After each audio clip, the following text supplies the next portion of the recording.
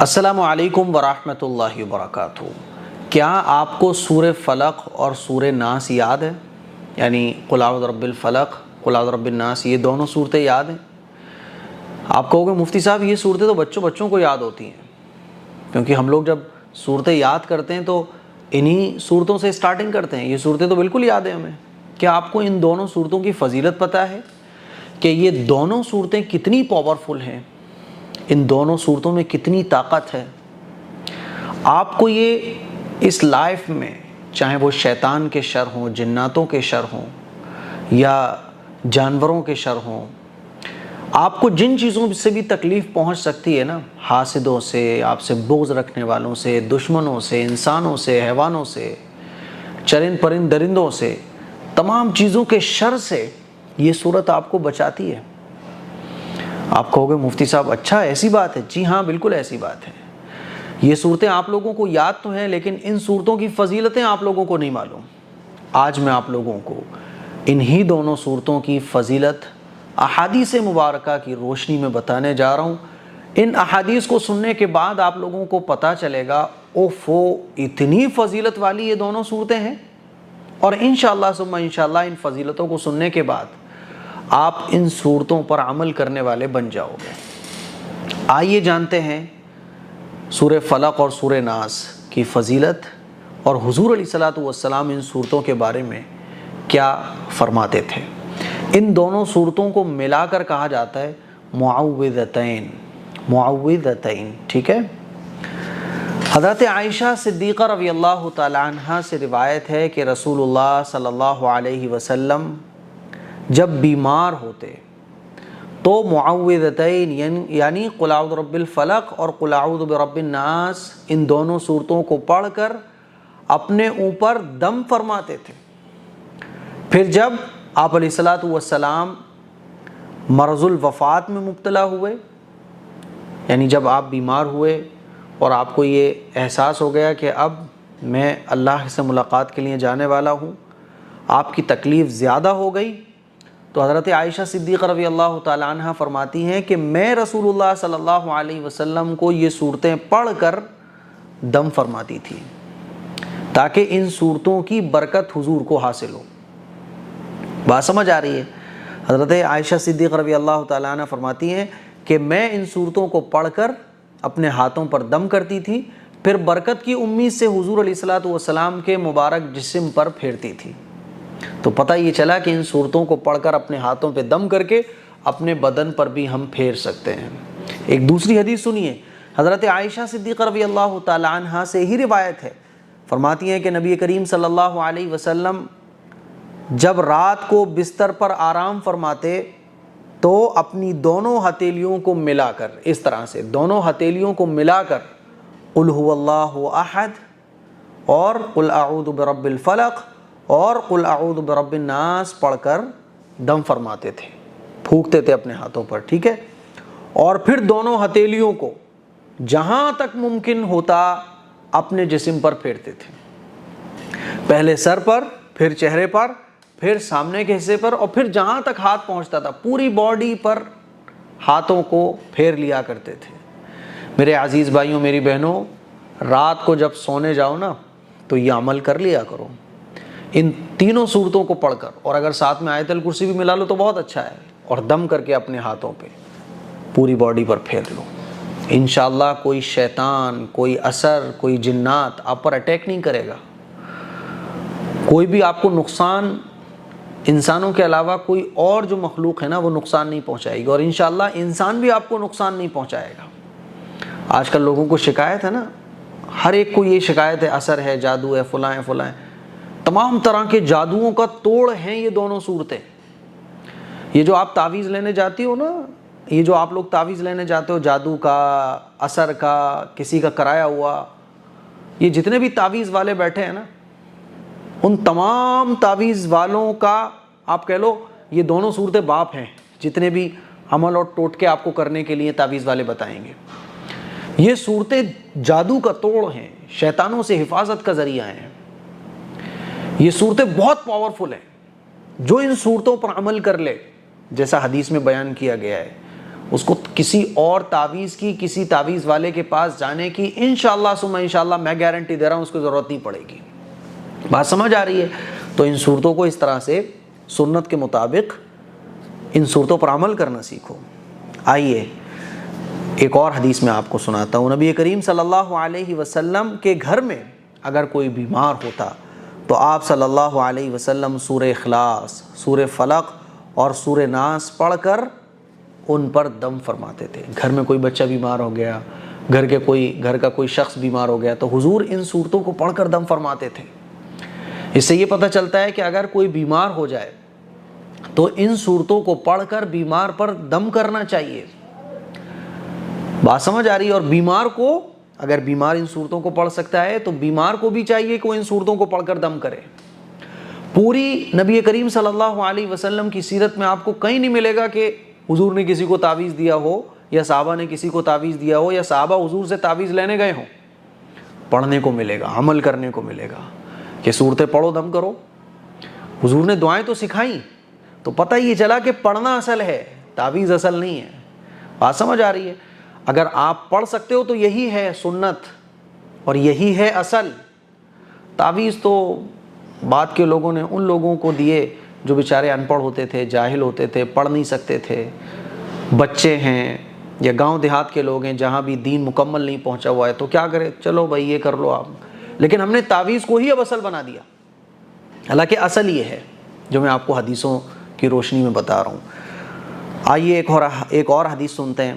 حضرت عقبہ ابن عامر رضی اللہ تعالیٰ عنہ بیان کرتے ہیں کہ ایک مرتبہ میں ایک جگہ میں رسول اللہ صلی اللہ علیہ وسلم کے ساتھ چل رہا تھا کہ اچانک ہمیں تیز ہوا اور تاریکی نے گھیر لیا۔ تیز ہوا چلنے لگی، اندھیرا چھانے لگا، جیسے ہوتا ہے نا آندھی آ رہی ہوتی ہے، بادل چھا جاتے ہیں، کالی گھٹائیں آ جاتی ہیں۔ تو رسول اللہ صلی اللہ علیہ وسلم قل اعوذ برب الفلق اور قل اعوذ برب الناس کے ساتھ اللہ کی پناہ مانگنے لگے، کیونکہ ان دونوں صورتوں میں اللہ کی پناہ مانگی گئی ہے۔ ان دونوں صورتوں میں اللہ نے اپنے بندوں کو یہ سکھایا ہے کہ دیکھو اللہ کی پناہ مانگو، ان تمام چیزوں سے اللہ کی پناہ مانگو، اور جس چیز کو اللہ سکھائے تو آپ سوچو کہ اس چیز پر عمل کرنے میں ہمارا کتنا فائدہ ہوگا۔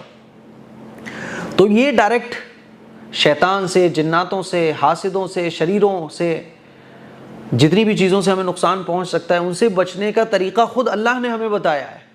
لیکن افسوس کی بات ہے کہ ہم اللہ اور اللہ کے رسول کے بتائے ہوئے طریقے کو چھوڑ کر یہ اس کی دکان پہ چلے گئے، اس کی دکان پہ چلے گئے، تعویذ گنڈے والوں کی دکانوں کو ہم نے بھر دیا ہے، اور پھر ساری زندگی دکانوں پہ چکر لگا لگا کے ہماری گزر جاتی ہے، مسئلے حل نہیں ہوتے، ایمان الگ سے جاتا ہے۔ تو تیز ہوا اور تاریکی نے گھیر لیا تو رسول اللہ صلی اللہ علیہ وسلم نے ان تینوں صورتوں کو پڑھا، اور آپ علیہ الصلوۃ والسلام نے ان صحابی سے بھی فرمایا کہ تم بھی ان دونوں کے ذریعے اللہ کی پناہ مانگو۔ تو یہ صحابی فرماتے ہیں کہ میں نے بھی ان صورتوں کو پڑھ کر اللہ کی پناہ مانگی، اور فرمایا کہ میں نے رسول اللہ صلی اللہ علیہ وسلم کو ان دونوں صورتوں کی تلاوت کے ساتھ امامت کراتے ہوئے سنا ہے، یعنی یہ دونوں صورتیں حضور نماز میں بھی پڑھا کرتے تھے۔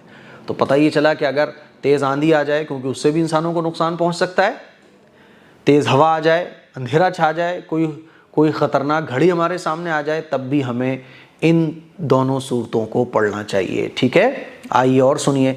حضرت عقبہ ابن عامر رضی اللہ تعالیٰ عنہ سے روایت ہے کہ رسول اللہ صلی اللہ علیہ وسلم نے صبح کی نماز میں قل اعوذ برب الفلق اور قل اعوذ برب الناس پڑھی، یعنی حضور صبح کی نماز میں، فجر کی نماز میں ان دونوں صورتوں کو بعض دفعہ پڑھ لیا کرتے تھے، اور آپ علیہ الصلوۃ والسلام نے سفر کی حالت میں صبح کی نماز میں ان دونوں صورتوں کو پڑھا ہے۔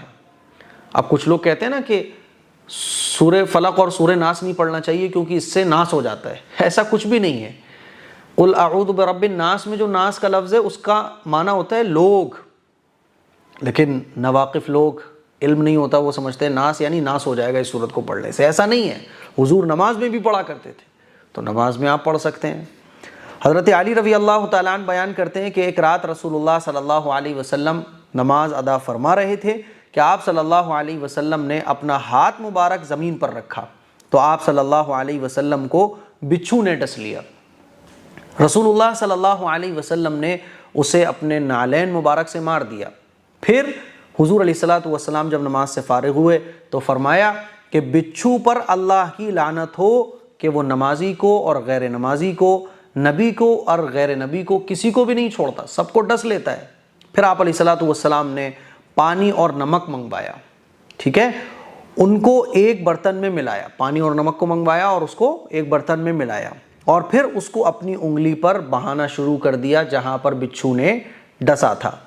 جہاں سے بچھو نے ڈسا تھا وہاں پر اس پانی کو ڈالنا شروع کیا اور اس پر اپنا ہاتھ مبارک حضور اس طرح سے پھیرنے لگے یوں، اور اس انگلی مبارک پر رسول اللہ صلی اللہ علیہ وسلم معوذتین پڑھ کر دم فرمانے لگے، یعنی حضور نے وہ نمک ملا ہوا پانی انگلی پہ گرانا شروع کیا اور انگلی کو یوں ملنا شروع کیا، اور حضور علیہ الصلوۃ والسلام سورہ فلق اور سورہ ناس پڑھ کر دم بھی فرمانے لگے۔ اس سے یہ پتہ چلا کہ یہ دونوں صورتیں جو ہے نا زہر کے اثر میں بھی بڑا فائدہ دیتی ہیں۔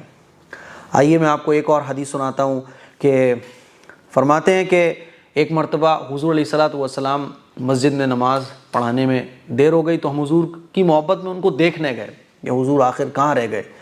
تو بارش ہو رہی تھی، بہت سخت بارش تھی، اندھیری رات تھی، تو ہم حضور کو تلاش کرنے کے لیے جب نکلے تاکہ آپ آ کے نماز پڑھائیں تو حضور علیہ الصلوۃ والسلام ہمیں ملے تو حضور نے فرمایا کہ پڑھو، تو یہ صحابی کہتے ہیں کہ میں کچھ بولا نہیں کیونکہ حضور یہ تو کہہ رہے ہیں پڑھو، میں پڑھوں کیا، کیونکہ حضور کا ادب بہت کرتے تھے صحابہ۔ حضور نے پھر فرمایا کہ پڑھو، تو یہ صحابی کہتے ہیں میں پھر خاموش رہا۔ حضور نے پھر کہا پڑھو، تو پھر میں نے کہا یا رسول اللہ میں کیا پڑھوں؟ تو آپ علیہ الصلوۃ والسلام نے فرمایا کہ جب تم صبح کرو اور شام کرو تو 3 مرتبہ قل هو اللہ احد اور قل اعوذ برب الفلق اور قل اعوذ برب الناس یہ پڑھو، ٹھیک ہے، یہ تمہارے لیے ہر چیز سے کافی ہو جائے گا، یہ تمہارے لیے ہر چیز سے کافی ہو جائے گا، یعنی اب تم ٹینشن فری ہو جاؤ، کوئی چیز تمہیں نقصان نہیں پہنچا پائے گی۔ تو صبح ہو اور جب شام ہو تو 3 مرتبہ ان صورتوں کو پڑھو۔ اور علامہ طیبی رحمۃ اللہ علیہ نے اس حدیث کو ڈیفائن کرتے ہوئے لکھا ہے کہ جو ان صورتوں کو پڑھ لے گا تو ہر برائی سے وہ دور ہو جائے گا اور کوئی برائی اس کو نقصان نہیں پہنچا سکے گی اور کوئی برائی اس کو نہیں پہنچے گی۔ یہ ان صورتوں کو صبح شام پڑھنے کے فائدے ہیں۔ چلیے، حضرت ابو سعید خدری رضی اللہ تعالیٰ عنہ سے روایت ہے، فرمایا کہ رسول اللہ صلی اللہ علیہ وسلم جنات اور انسانوں کی نظر سے پناہ مانگتے تھے تاکہ جناتوں کی اور انسانوں کی نظر نہ لگے۔ اچھا، حضور یہ جو کرتے تھے، حضور تو بخشے بخشائے تھے، حضور تو اللہ کے محبوب تھے، حضور پر تو کوئی ایک چیز اثر نہیں کر سکتی تھی، لیکن یہ تمام چیزیں حضور کیوں کرتے تھے؟ تاکہ امت کو تعلیم ہو، امت کو سبق ملے، امت کو سکھانے کے لیے۔ بات سمجھ آ رہی ہے؟ تو حضور علیہ الصلوۃ والسلام نظر سے بچنے کے لیے، جنات اور انسانوں کی نظر سے بچنے کے لیے اللہ کی پناہ مانگتے تھے۔ پھر اللہ تعالیٰ نے معوذتین یعنی سورہ فلق اور سورہ ناس نازل فرمائی، تو پھر آپ علیہ الصلوۃ والسلام نے باقی تمام چیزوں کو چھوڑ دیا اور سورہ فلق اور سورہ ناس کو پڑھنا شروع کر دیا۔ تو دونوں قل یعنی سورہ فلق اور سورہ ناس یہ نظر سے بچانے کا بھی ذریعہ ہے، نظر سے بھی سورہ فلق اور سورہ ناس بچاتی ہے۔ اگر آپ کو لگ رہا ہے آپ کے بچے پہ نظر ہو گئی، سورہ فلق اور سورہ ناس پڑھ کر دم کرو۔ آپ کو لگ رہا ہے آپ کو نظر لگ سکتی ہے، کسی پروگرام میں آپ لے جا رہے ہو بچے کو، سورہ فلق اور سورہ ناس پڑھ کر دم کرو اس کے اوپر، پھر کسی پروگرام میں لے جاؤ۔ تو میرے عزیز بھائیوں، میری بہنوں، یہ سورہ فلق اور سورہ ناس کی فضیلت ہے احادیث مبارکہ کی روشنی میں جو میں نے آپ لوگوں کو بتائی ہے۔ اسی لیے میرا خود کا بھی معمول ہے اور آپ بھی اپنا معمول بنائیں کہ جب سوئیں رات کو تو آیت الکرسی، سورہ فلق، سورہ اخلاص یعنی قل هو اللہ احد اور سورہ فلق اور سورہ ناس پڑھ کر 3 مرتبہ اپنے ہاتھوں پہ دم کرے اور اپنے سر پہ، چہرے پر، سامنے، پیچھے، جہاں تک ہاتھ پہنچے پوری باڈی پر پھیرے اور سو جائیں۔ اور جب صبح ہو تو یہی عمل کریں۔ بڑے بڑے بزرگوں کا یہی معمول رہا ہے اور یہ سنت سے، حدیث سے بھی ثابت ہے۔